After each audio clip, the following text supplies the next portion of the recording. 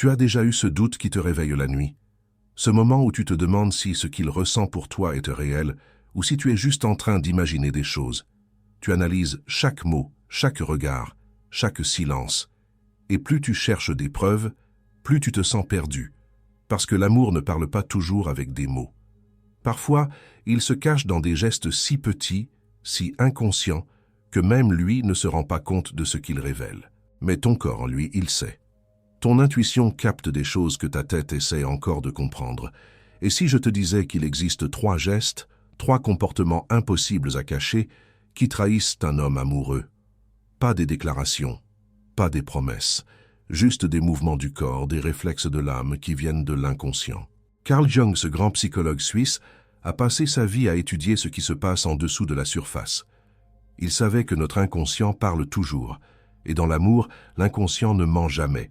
Il révèle ce que l'ego essaie de contrôler. Aujourd'hui, je vais te montrer ces 3 gestes. Ceux qui ne trompent pas, ceux qui disent « je t'aime » sans prononcer un seul mot. Et si tu reconnais ces signes chez quelqu'un, tu sauras que ce n'est pas dans ta tête. C'est réel, c'est profond, c'est inconscient. Parce que l'amour vrai ne se cache pas. Il déborde. Il se montre dans les détails, dans les silences, dans les gestes que personne ne peut simuler. Si ce genre de réflexion te parle, abonne-toi à la chaîne et reste avec nous.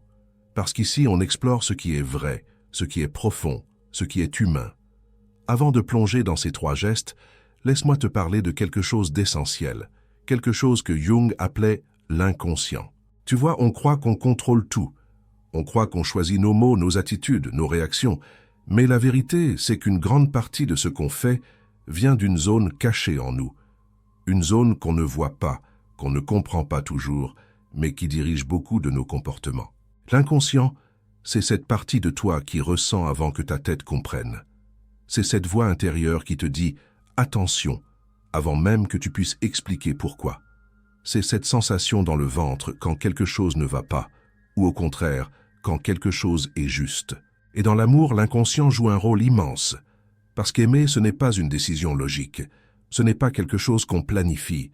C'est quelque chose qui arrive, qui déborde, qui nous traverse. Quand un homme tombe amoureux, son inconscient commence à parler. Son corps commence à agir différemment. Et même s'il essaie de garder le contrôle, même s'il a peur, même s'il ne sait pas encore comment exprimer ce qu'il ressent, son inconscient trouve toujours un chemin. C'est pour ça que certains gestes ne mentent pas, parce qu'ils viennent de cet endroit profond, de cet espace où l'ego n'a pas encore mis ses barrières. Jung disait que l'inconscient communique par des symboles, des rêves, des actes manqués, et aussi par le langage du corps. Ces petits gestes que personne ne remarque vraiment, sauf toi. Parce que tu es attentive. Parce que ton cœur, lui aussi, est à l'écoute. Maintenant, parlons de quelque chose que tu as peut-être déjà remarqué. Parfois, un homme peut dire une chose avec ses mots, mais faire exactement le contraire avec son corps. Il te dit qu'il a besoin d'espace. Mais il ne peut pas s'empêcher de te regarder quand tu entres dans une pièce. Il te dit qu'il ne veut pas s'engager, mais il trouve toujours une excuse pour rester près de toi, pour t'écrire, pour savoir comment tu vas. C'est le conflit entre son ego et son soi. Jung faisait cette distinction importante. L'ego, c'est la partie de nous qui essaie de contrôler, de protéger, de paraître. C'est la voix qui dit « fais attention, ne te montre pas trop, garde tes distances ». Mais le soi, c'est quelque chose de plus grand. C'est cette essence profonde, cette vérité intérieure qui ne peut pas mentir. Et quand un homme est vraiment amoureux, son soi prend le dessus, même si son ego résiste. C'est pour ça qu'il peut être confus. C'est pour ça qu'il peut envoyer des signaux contradictoires, parce qu'il y a une guerre intérieure entre ce qu'il croit devoir faire et ce que son cœur veut vraiment. Et dans cette guerre, c'est toujours le corps qui dit la vérité, parce que le corps ne ment pas. Il ne sait pas mentir. Il réagit à ce qui est réel, à ce qui est ressenti, à ce qui vibre en profondeur. Alors quand tu observes ces gestes inconscients, tu ne regardes pas ce que l'ego veut montrer. Tu regardes ce que l'âme ne peut pas cacher. Tu vois la vérité au-delà des mots, au-delà des peurs, au-delà des défenses. Et cette vérité, elle est toujours là, dans les détails, dans les silences, dans les mouvements que personne ne peut contrôler. Mais avant de révéler ces 3 gestes, laisse-moi te poser une question. Est-ce que tu as déjà douté de ton intuition? Est-ce que tu t'es déjà dit Non, je me fais des idées. Il ne ressent rien pour moi. C'est une croyance qu'on porte toutes. Cette petite voix qui dit « Tu n'es pas assez, tu lis trop dans les choses, tu exagères, tu rêves ». Jung appelait ça l'ombre. C'est cette partie de nous qui doute, qui se dévalorise, qui refuse de voir ce qui est pourtant évident. Ton ombre te dit que tu n'es pas digne d'être aimé comme ça, que c'est trop beau pour être vrai, que tu vas finir par être déçu. Alors tu ignores les signes, tu minimises les gestes, tu te dis que c'est juste de la gentillesse, de la politesse, de l'amitié, même quand ton corps entier te crie que c'est différent. Mais écoute-moi bien, ton intuition ne ment pas. Si tu ressens quelque chose, si ton ventre se serre quand il te regarde, si ton cœur bat plus vite quand il est près de toi, ce n'est pas de l'imagination. C'est ton inconscient qui capte ce que ces mots ne disent pas encore. Le problème, c'est qu'on nous a appris à ne pas nous faire confiance. On nous a appris à chercher des preuves concrètes, des déclarations officielles, des garanties. Mais l'amour ne fonctionne pas comme ça. L'amour commence toujours dans l'invisible. Alors aujourd'hui, je veux que tu te donnes la permission de voir ce qui est là, de faire confiance à ce que tu ressens. Parce que ces 3 gestes dont je vais te parler, ce ne sont pas des fantasmes. Ce sont des réalités psychologiques, des mouvements de l'âme qu'aucun homme ne peut falsifier. Alors voilà. Le premier geste. Celui qui ne trompe jamais. Quand un homme est vraiment amoureux, son corps se tourne vers toi. Pas de façon consciente, pas parce qu'il l'a décidé, mais parce que son inconscient te cherche, te suit, s'oriente vers toi. Observe-le dans une pièce remplie de monde. Observe où sont ses pieds, où sont ses épaules, où est son regard. Même s'il parle avec quelqu'un d'autre, même s'il fait semblant d'être occupé, son corps te trouvera toujours. Jung disait que l'inconscient parle à travers le corps. Et le corps d'un homme amoureux est comme une boussole. Tu es son nord, tu es son point d'ancrage. Il peut essayer de jouer l'indifférent. Il peut essayer de te faire croire qu'il n'a rien de spécial pour toi. Mais regarde ses pieds, regarde où il pointe, regarde comment il se place toujours dans ton champ de vision, même sans s'en rendre compte. C'est ce qu'on appelle l'orientation corporelle inconsciente. C'est un mouvement du soi, pas de l'ego. L'ego peut dire « je vais garder mes distances », mais le soi dit « elle est importante pour moi, je dois être près d'elle ». Tu vois la différence? Les mots peuvent mentir, mais le corps révèle toujours la vérité. Alors la prochaine fois que tu es avec lui, ne te concentre pas uniquement sur ce qu'il dit. Observe comment il se positionne. Observe vers qui il se tourne naturellement. Observe si, même dans une conversation de groupe, son regard revient toujours vers toi. Parce que l'amour, c'est une force gravitationnelle, et un homme amoureux ne peut pas s'empêcher d'orbiter autour de toi. C'est plus fort que lui. C'est inconscient. C'est impossible à cacher. Le deuxième geste est encore plus subtil, et peut-être encore plus révélateur. Quand un homme est amoureux, il commence à adopter tes gestes, tes expressions, ta façon de parler, sans même s'en apercevoir. C'est ce que Jung appelait la synchronicité. Mais au-delà de ça, c'est un phénomène d'imitation inconsciente. Ton inconscient et le sien commencent à se parler, à s'aligner, à créer une danse invisible. Tu prends ta tasse de café, il prend la sienne quelques secondes après. Tu croises les bras, il fait pareil. Tu ris, et son visage s'ouvre exactement au même moment. Ce n'est pas calculé, ce n'est pas une stratégie de séduction. C'est une connexion profonde entre 2 inconscients qui se reconnaissent. Les scientifiques appellent ça l'effet miroir. Mais pour Jung, c'était bien plus que ça.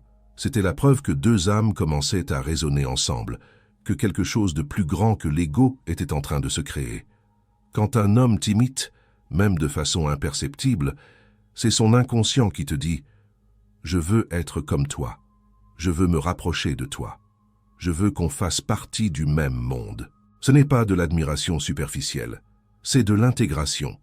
C'est son soi qui reconnaît en toi quelque chose d'essentiel, quelque chose qu'il veut intégrer dans sa propre vie.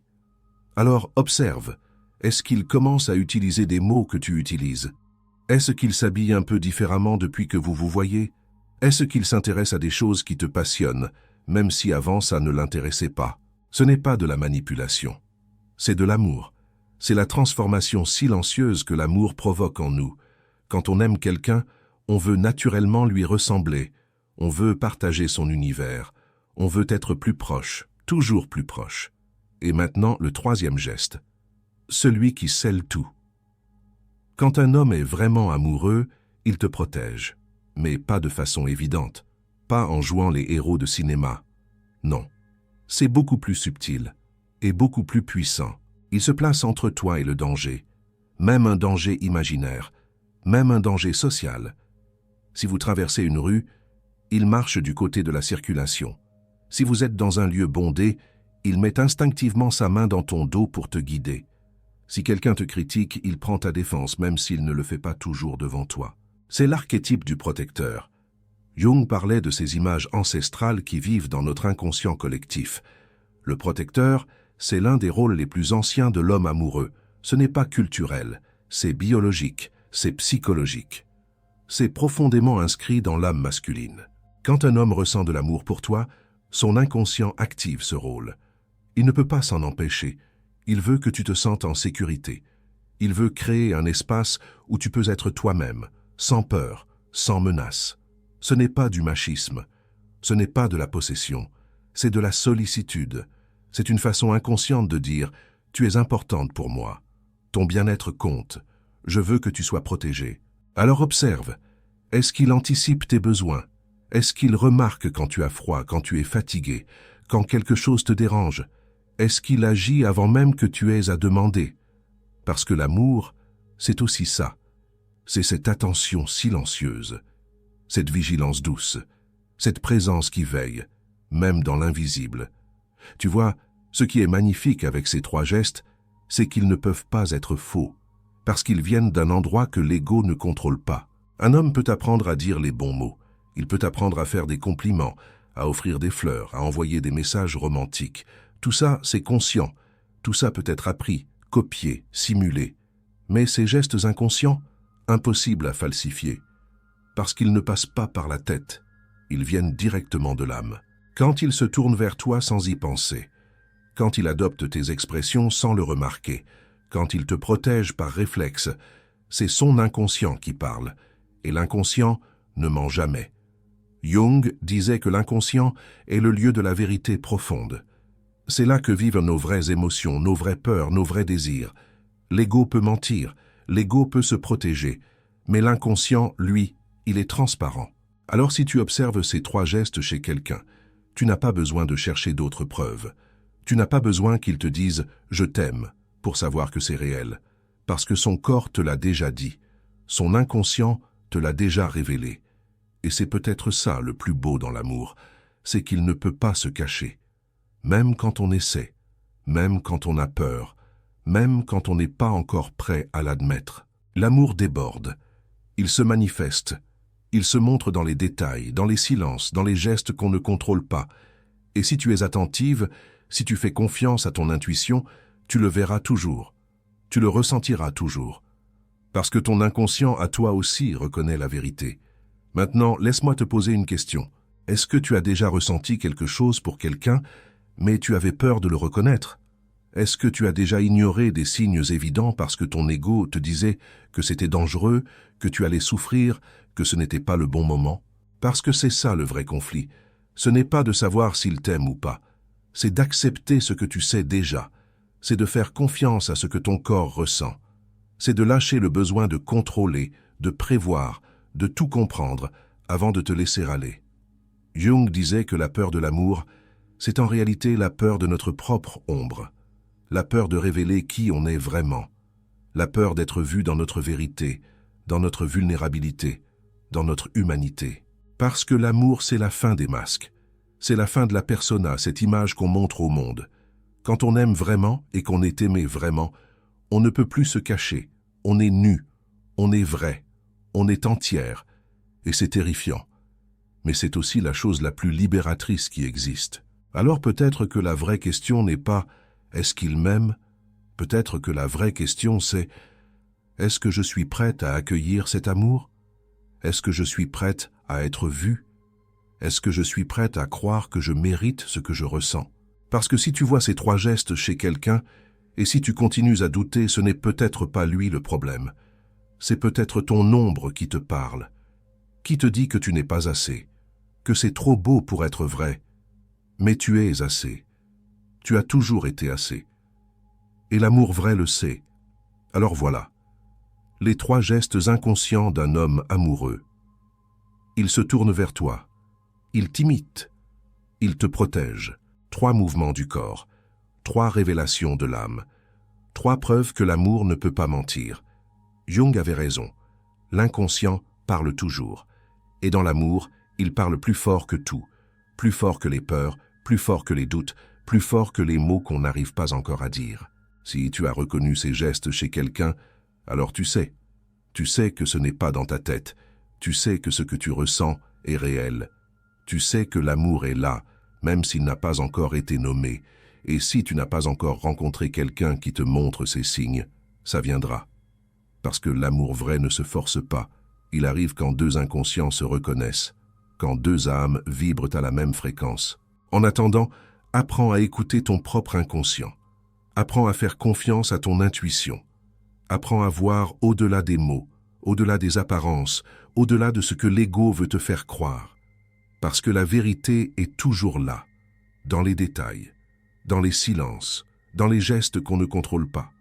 Et toi, tu mérites un amour qui ne se cache pas, un amour qui déborde, un amour qui se montre, même sans mots.